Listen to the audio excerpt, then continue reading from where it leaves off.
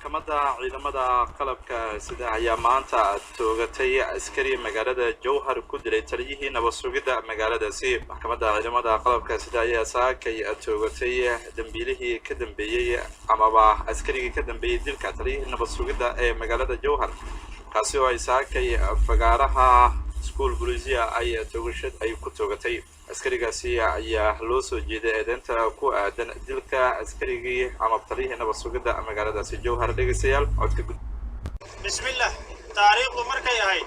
23 bishii 6 2016 abaaro 9 subaxnimo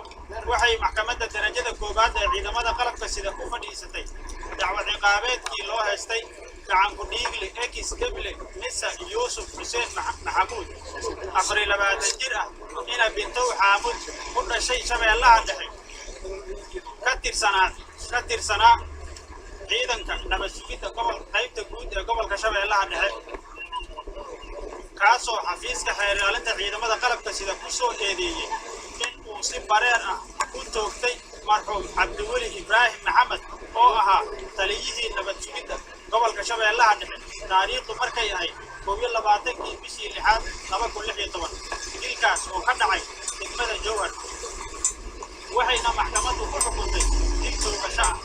oo ah qisaastii marxuum Cabdiweli Ibraahim Maxamed. 26 bishii 6 2016 waxaa racfaan ka qaatay xukunkii maxkamadda darajada koobaad ee ciidamada qalabka sida sanaha.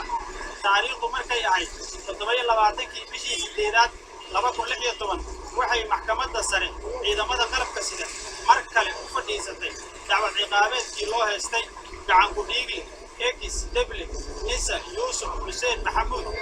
waxayna ku xukuntay dil toogasho ah kadib markii ay ku caddaatay in uu si bareer ah oo ulakac ah u toogtay marxuum Cabdiweli Ibraahim Maxamed. maanta oo ay taariikhdu tahay 25 bisha 5 2017 waxaa lagu fuliyay